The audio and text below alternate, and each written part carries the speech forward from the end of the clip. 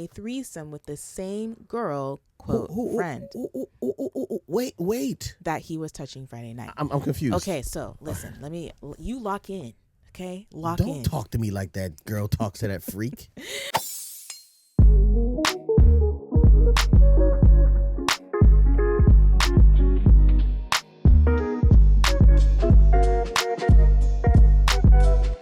Hello, my name is Mrs. Melanin.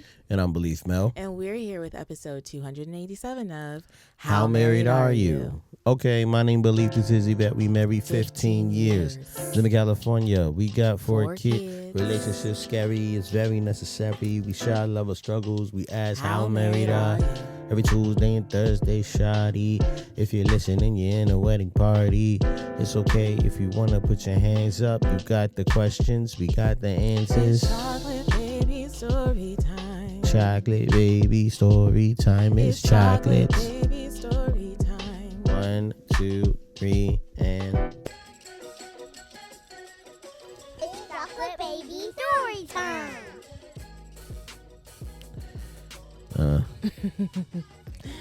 I don't know what stories to tell.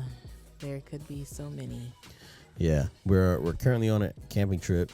And this morning, I made breakfast. I made second breakfast because Yvette woke up early enough to make the first. And then Uzi was walking out of the RV when I was walking in, and he was on his hoverboard. He's riding around this like little grass area in the RV park. And Yvette was like, Uzi, no.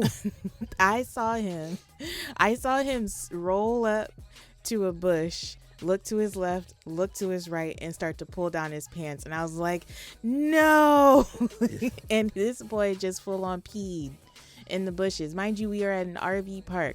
Just because he can't see nobody doesn't mean they can't see him. Yes. All these windows are tinted. There's RVs everywhere. He doesn't know if people are in them or gone or what. Yeah. It's crazy. It's super crazy.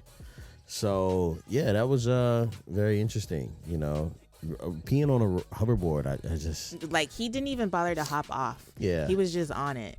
Yeah, which speaks to his balance. And I was like, bro, why didn't you go to the potty? He was like... I couldn't wait. He's like, I wasn't going to make it. Crazy. I don't know why he waits till the last minute. We need to there's something going on with these kids and their bladders. Yeah. So yeah, we are on this RV trip, and you want to make sure the vibes keep coming in for How Married Are You?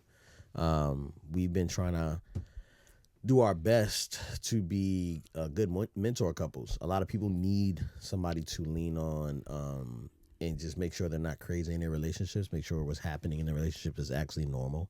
And so that's why we can serve as your digital mentor couple or actually your former mentor couple. And we've done that through Patreon, okay? And also our e-course, Premarital Advantage. If you go to howmarriedareyoupodcast.com, you will be able to purchase our e-course, which is essentially how to, be in a relationship and ask important questions that lead you into knowing whether or not this relationship is going to be most important for you. Uzi, where are you going? What? Oh, he's getting the golf stick clubs. All right. So anyway, so we have that resource for you.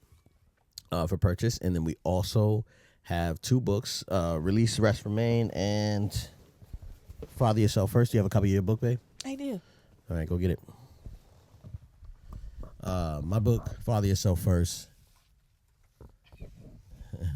is essentially everything you need to become the father your family deserves. I wrote this book really just diving into the principles that really help you raise your inner child, right? I never wanted to be a father until I had proof of good fatherhood. And once I became a father and I was like, oh, I actually need a lot of the stuff that I'm experiencing. I need that for me. You know what I'm saying? Like, I need to be able to raise myself up as I'm raising my children. And so that's been a very unique experience to myself. And I see it in a lot of relationships and men, and women especially, for sure, that you know, it's just kind of like, dang, man, like when you were raised by your mother, you know what I mean? And you may have lacked a father or a consistent father in your life. You know, like once you become a father and you realize you're doing all the things that your son needed, I mean, that you needed as a child, you can actually do those things for yourself. You can have those tough conversations and all that. And I just recently watched J. Cole. I watched J. Cole like have this conversation on the It Is What It Is podcast with Cameron. And he was like raising him, like he was having conversations about his insecurities and stuff like that. It was really dope to see. Yeah, Father Yourself First is how you do that. And so, yeah, I wrote this book. I've been writing it for 10 years, and it's a passion project. So make sure you go out and support this audiobook everywhere. You can buy this anywhere and everywhere. Father Yourself First. Yvette. And I wrote a 30-day devotional called Release, Rest, Remain that is encouraging people to embrace abiding over striving. I feel like I spent so much of my life trying to do all the things, control all the circumstances, carry all the weight, ignore all the grief, and just keep on keeping on. And it ended up getting me to a point where it was no longer serving me. I don't even know if it was ever serving me truly, but I'm realizing I have come to acknowledge more and more that as much as I think I can control and that I am in control of, I am not. And that God is ultimately in control. And the only thing that He is asking of me, the only thing that He is calling me to, is to remain in Him, to keep Him at the center of all the things as He really does all the things. And so if you are someone who feels like life is a little bit heavy right now and that you need permission to put something down, then I would encourage you to pick up this 30-day devotional, Release, Rest, Remain, that is rooted in the book in John 15, where God talks about us being the branch and Jesus being the vine and God being the gardener. I'm sorry, Jesus is talking. But yeah, it is available wherever books are sold, and it is even available at Target, y'all. Mm-hmm. I know. Yes, sir, yeah. It's available there. So purchase it. Go get it. Go get these books. Run it up. Yeah. Man, praise the Lord. So we are I can't say we're doing well. What was that? What was what? Uzi going over there and I don't know. Sorry guys, we are in the RV. We got Uzi over here and the other kids over here, and Uzi's the one we really got to keep eyes on. So yeah. And if you're not watching, hop over to YouTube. We've got a new set. Yeah, inside of the RV. So this, I don't think this is going to be too much of a long episode, just because we're going to lose light, and we didn't bring lights on this trip. Yeah. But yeah, consider supporting us on Patreon. That's where we post extended episodes as well, and kind of exclusive stuff. And yeah, we really like it over there, and you get the episodes early and all that. So make sure you support us there. And today we will be talking about the RV life. Oh, we are? Yes. Okay. All right. We'll be talking about the RV life. It's gonna be tough, man. I'm on one right now. He is. I'm ready to cut this thing short and go home immediately. Which we probably will. Yeah. Anywho, we will talk about that in today's extended episode. So if you're interested in buying an RV and doing the RV thing, come on over to Patreon and we will tell you all about our experience. And why not to do that? Or why? Or why to do that. All right. What were you going to say something else? I'm sorry. No, we're going to get into the email. Let's get into this email. So,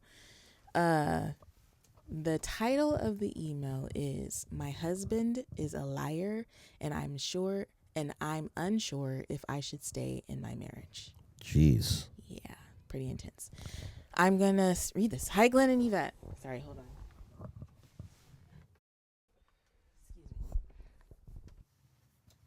Hi, Glenn and Yvette. First off, thank you for reading this email. I recently started your podcast last year and have loved every episode and all the gems you both give. Let's get into it. You should make those words bigger. I know, I must.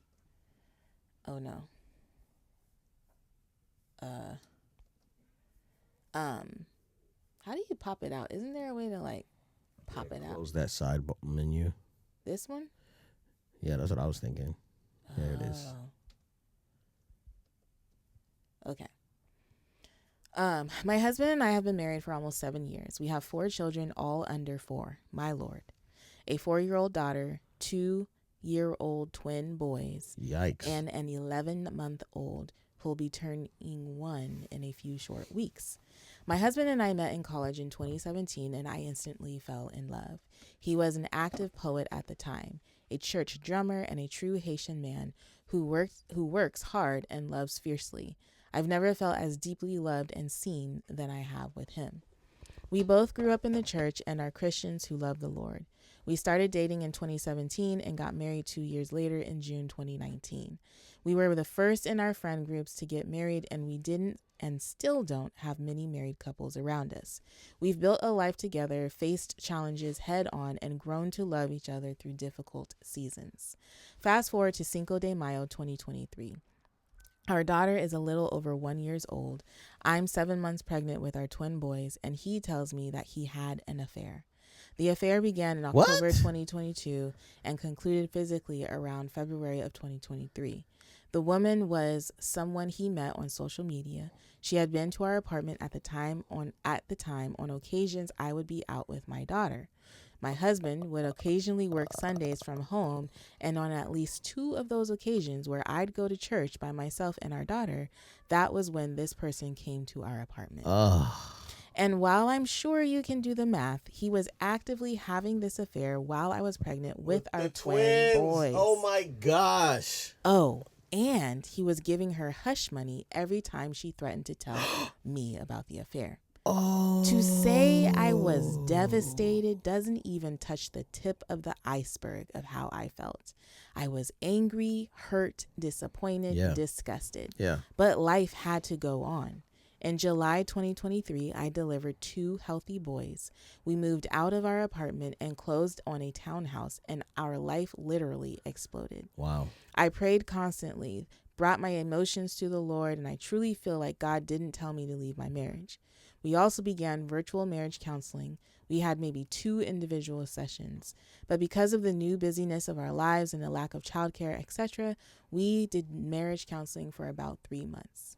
Our marriage got better, even with the little amount of therapy. We applied what we learned and moved forward. I had the space to ask whatever. Wait. I know it's a lot. It's a lot. I'm still processing the hush money. Oh, dang. We've moved on. All right.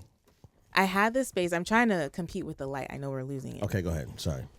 I had the space to ask whatever I wanted when I wanted. I gave him grace, forgave, and it felt like my heart had healed. We even had another baby. I feel like I'm being long-winded, but I figure the more context, the better. Fast forward again to my husband's 30th birthday weekend, March 2026. Mind you, this is March. That was last month. March 2026 was last month. Oh, my God. Okay. I throw my husband a small get-together to celebrate the last hours of his 20s. Saturday, we're enjoying a kid-free weekend, our first in months, and we get a text from our friends saying that they need to meet and talk with us. For context, these are friends who we've had since college that got married and led our young adult ministry at our church.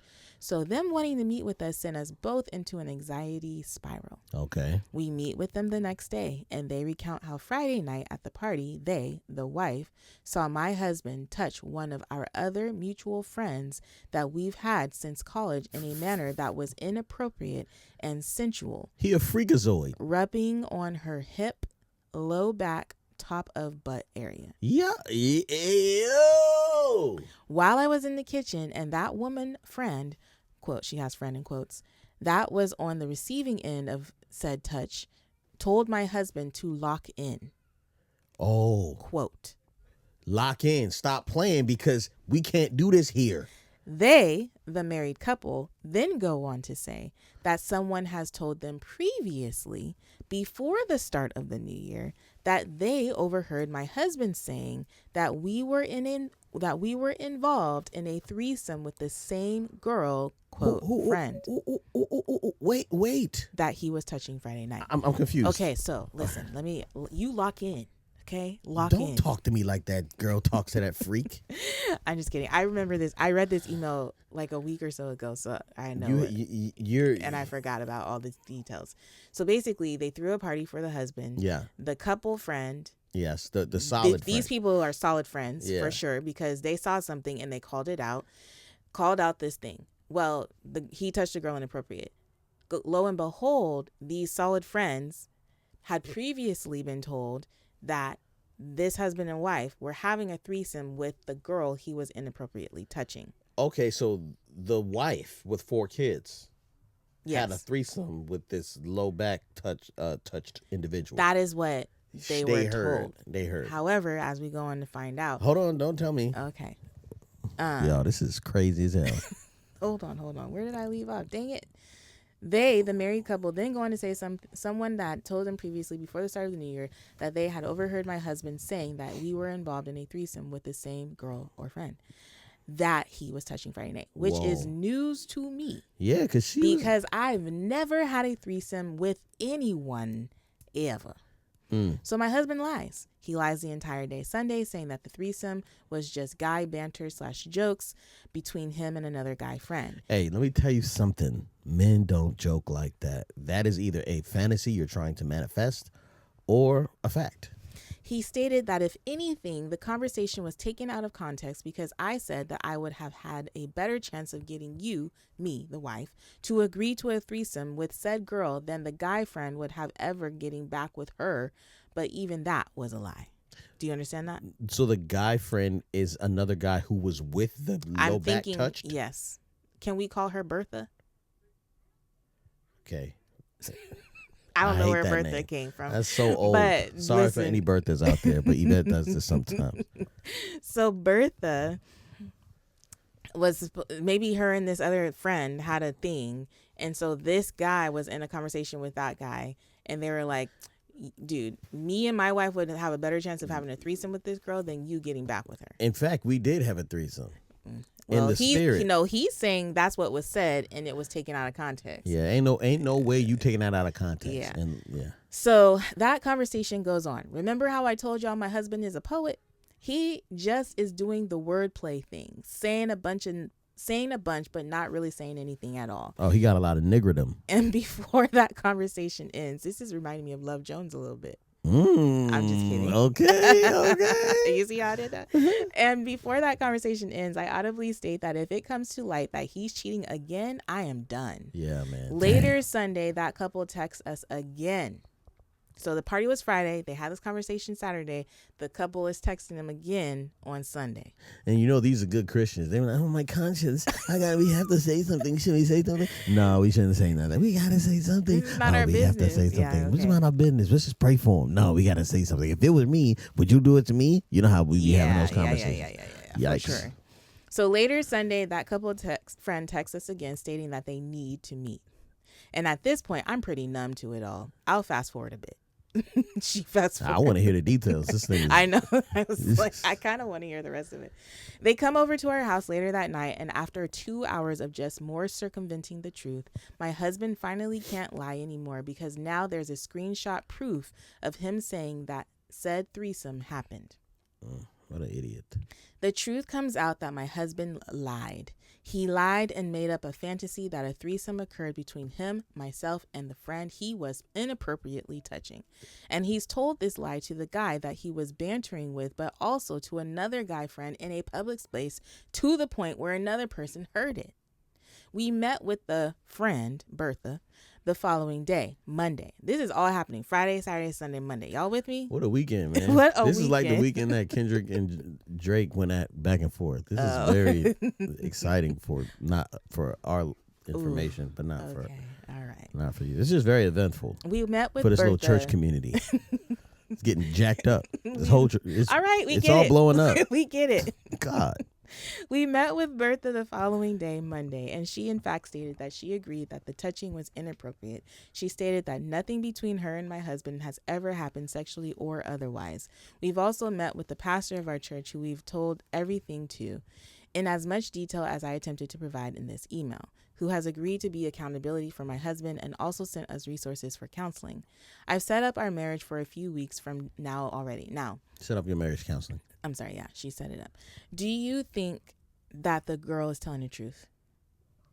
Bertha. Do you think Bertha is telling the truth? I don't. Only reason I don't think she's telling the truth is because she said lock in. Who says that? Yeah, it's kind of like so. The proper response is, "Hey, yo, what are you doing? Yeah. How dare you?" Being startled. Yeah, being it's like, disgusted. excuse me? Why are you touching me me this way? Yeah. Are you crazy? Yeah. Don't you lock in? Your wife is here. Are you insane? Hey, as a matter of fact, he's touching me. Lock in is like, yeah. This ain't the time or place for this. Yeah. And I told you we would have our moment. Not right now. That's what lock in means. Okay. All right. So, and now I'm here emailing y'all. Yeah. I'm hurt, angry, ashamed, embarrassed, disappointed, disheartened, mistrusting. I feel like my husband doesn't value me as his wife, respect me, or love me, and I'm unsure if I should stay in this marriage. I don't really have a question, I guess. I just need some guidance and to be added to your prayer list if you can. Oh, man. And she sent pictures. Oopsies. I did not want to do that. Okay, here we go. He a freak, man. Y'all cute couple. Look but at he's this a freak. family. Look Y'all at these beautiful children. Little chocolate babies, but this nigga is a freak. You gotta knock it off, my guy. What is wrong with you? You're ruining every part of your life. Yeah. Yeah. And shout out to the ones who was like, hey, we gotta have a conversation with y'all. Shout out to them. Yeah, for sure. Y'all some real ones, man. Dang, I want look some at these people like babies. you. They're so chocolatey. No, they are beautiful. This is a beautiful family. Yeah. I want people like that in our community that would lock in and be like, hey, you on some BS type stuff, you know what I'm saying? But I don't really want to be a part of no community that got that much going on. There's a lot going on. But interesting, like one like interesting, person can like really sabotage a nice little situation. So yeah, man, you gotta go, baby. Dang, man, that's a lot of babies and they're so young. Yeah, 4 under 4 is, I can't even imagine. He playing with you. Yeah. He playing with you, man. He don't respect you. It is what it is, man. He just Wait a minute, I had 4 under 5. Wasn't Theo 5 when Uzi was born? Mm-hmm. No, he was 6. No, oh, okay. Raya is 5. Raya was 5. They were born almost 5 years exactly apart. That's crazy. Theo and Raya? Theo and Uzi? Uzi and Raya. Uzi and Raya.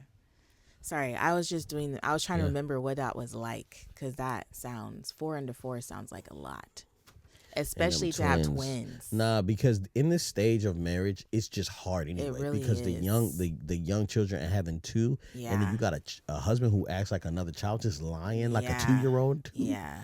Man, this guy sucks, man. I just can't. I can't. I'm hopeful that, there will be a layer of protection. But I don't know. I don't think I have the patience for this today. Sorry, I should have chosen a different email. No. I mean, like, it's a good email. I'm just saying I don't know if I have the hope that is needed. So I was reading comments from a previous podcast episode that we posted, and there was someone who commented something to the tune of like, I honestly don't think these people really want your advice. I think they just want to be validated in where they feel and how they're feeling and in their circumstances. And I feel like that's what we can do here. Like, yes, we can add you to the prayer list and be very intentional about praying for the people who send in emails. And also, like, you're not wrong. Your husband is a liar. He's got a problem.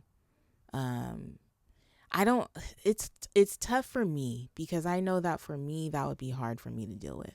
Mm-hmm. Like, a repeated offender. I'm literally pregnant with twins, and you're out here having sex with other women.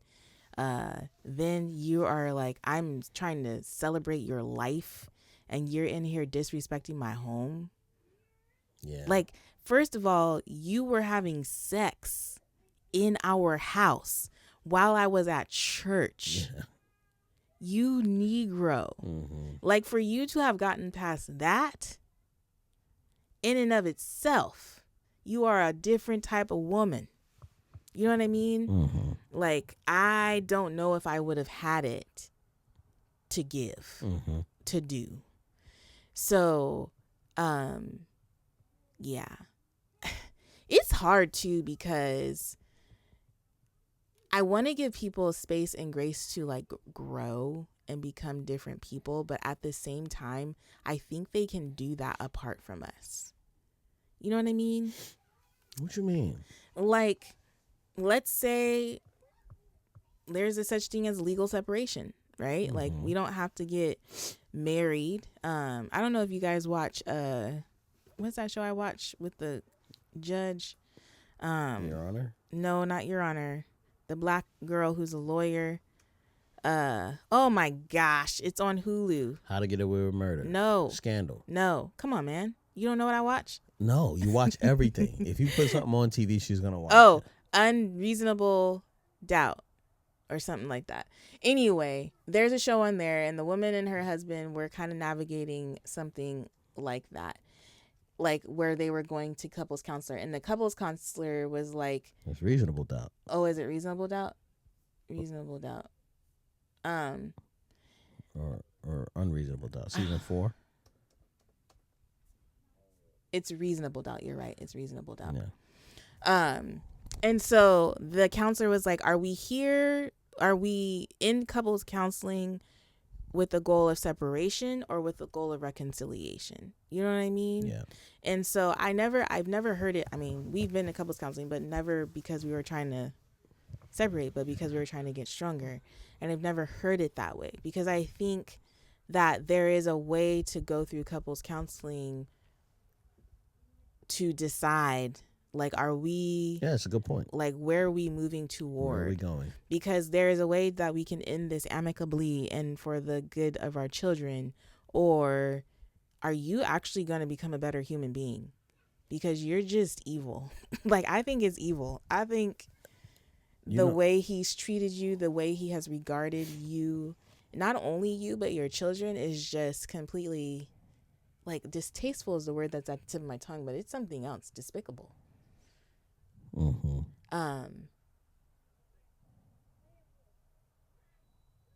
I don't know what her question was. I don't think there was a question. She said, I don't really have a question. I guess I just need some guidance and to be added to your prayer list. All right, so, can this be repaired? Yes. Yeah. The only thing is, though, is it worth it, for you? I think what happens with men like this, and I'm just being honest, I think, and this is going to sound so stupid, and this is where everyone's going to suck their teeth and be like, hey, Christians always on some BS. Like, this guy is obviously not able to be honest with himself. And because he can't be honest with himself, he can't be honest with you. And it's good enough, like, it's interesting enough to be like, oh yeah, well, you lied to me. You know what I'm saying? Like, you lied to me. It's another thing to be like, no, your whole life is a complete lie. Like, you made up stories on top of stories, and you have stuff so deeply jacked up inside of you that even at the opportunity of being called out and able to come clean, you can't even do that. You drag other people down in it. Yeah. You know what I'm saying? And so the fact that he doesn't even want to come clean about Bertha, which is like a lock-in conversation, is like, dog, like, y'all be thinking Christians are dumb. You know what I'm saying? Yeah. Like, y'all be thinking Christians are dumb. And I'm going to be honest with you. Sometimes y'all right. We want to give people the benefit of the doubt. We want to believe that, like, once you see them scriptures on them pages and you have an interaction with Jesus, you like, nah, I ain't playing with you. I can't lie to you because I know that God is real and I can be dealt with. You know what I'm saying? But the truth is, everybody ain't really like that. Some people are used to playing in God's face for their entire life, and they don't plan on stopping. And this nigga seemed like one of them dudes. He just playing in God's face. Yeah. You know what I'm saying? And so I can't lie to myself, You know what I'm saying? And I won't be like, you could tell me something I said isn't true. You know what I'm saying? But I like, or you could disagree with me, but I'm not going to lie to myself. You are a liar. You're a cheater. You've done this and this and this, and I can't do with that. I can't live with that. You know, the fact that when you're married to somebody, you're tied financially, they love you completely, they make you feel this and that and this, but he's a liar. Like, are you willing to deal with that? That's the real question. Like, how long can you put up with that? What are the risks? You could get a disease. You know, he could have another baby outside the marriage. You know what I'm saying? He might be one of them dudes that just can't say, hey, I want a harem. You know what I'm saying? I want multiple wives. I want to be Mormon. LDS. You know what I'm saying? I want to be of the polyamory type situation. Like, you gotta let them people be honest about that. Hey, is this what you're looking for? Because we can't, like, that's not something I'm willing to deal with. Like, what is it? In a perfect world, what is it that you want? You know what I'm saying? Because your feelings aren't making him change. So you can't be like, I mean, you can, but I wouldn't, if I were you, I wouldn't go, well, do you even love me? Like, do you even care? You know what I'm saying? Because that's not the question anymore. You know, the question is, what do you want, bruh? Like, are you hoping that we can be in a multiple wives type situation and you can have a bunch of kids and you can just poetry your way through this? Like, what's happening? Yeah. Yeah, I think there's also something there, like, as you're navigating the relationship, I'm sure there's a part of you that's wondering, like, can I trust him anymore?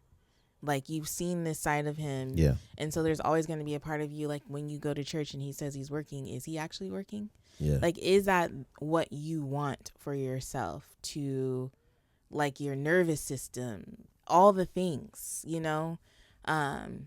I think those are some really important questions to ask yourself as you are making the decision as far as whether you want to stay or go.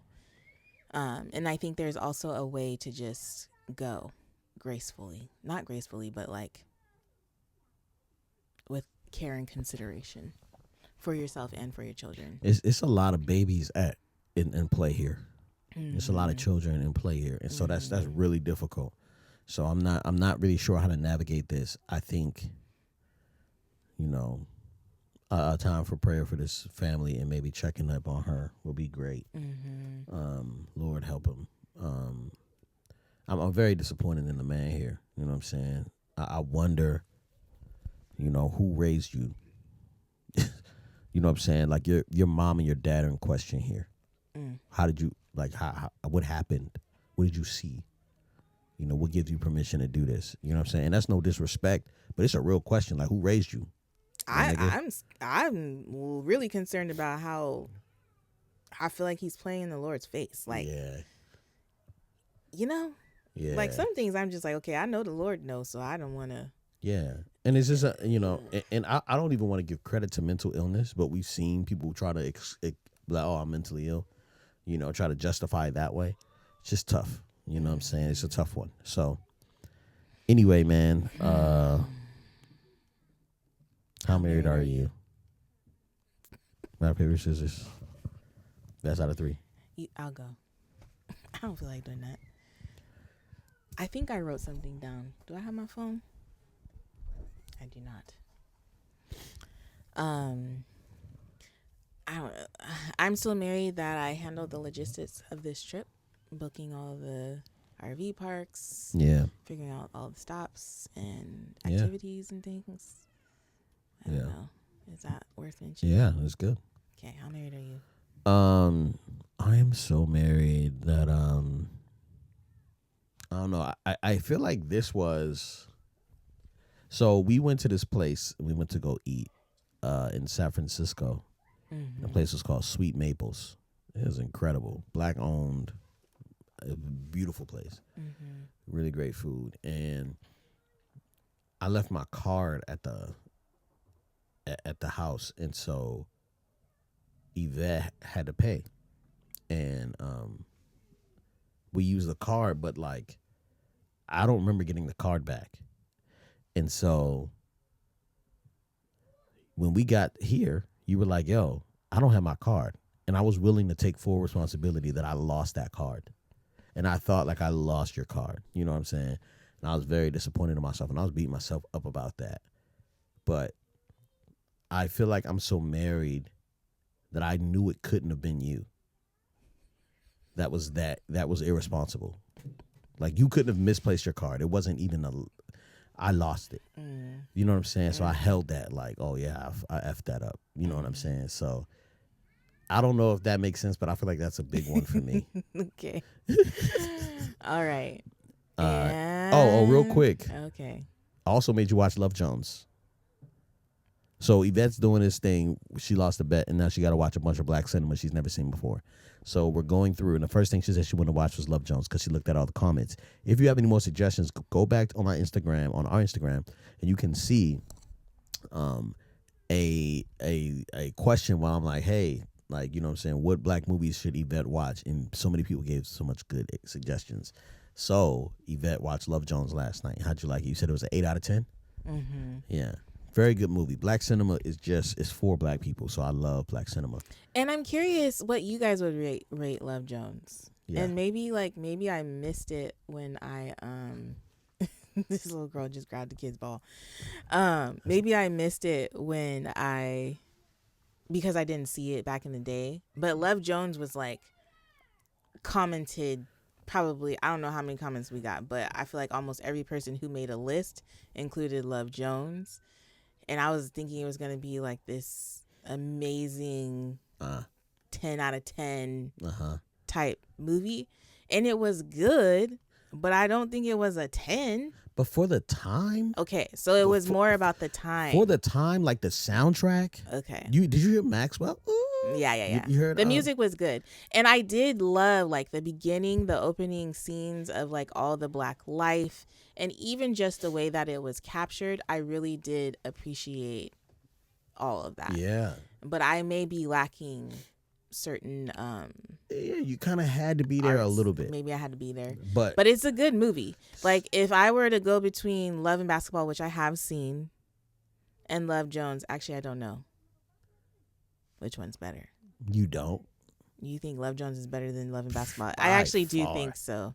I think I have to say that, which is sad because that means that Love and Basketball goes less than an 8. Yeah. That's tough because Love and Basketball for the longest was my favorite movie. Yeah. Not anymore.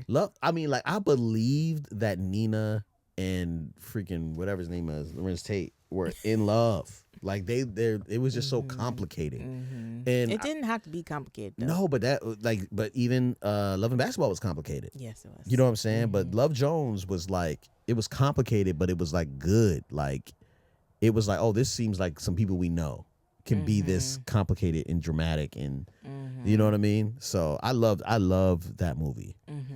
So shout out to that movie. Okay. And that's just how married we are. How's it go? Oh. A black love story started at a step show. I was spinning top 40 from the radio. All right, let's get into this. He said, let's move on. Okay. Let's get into this. So we are currently on an RV road trip, and there have been a lot of mishaps, y'all. There have been a lot of mishaps. The first thing that happened was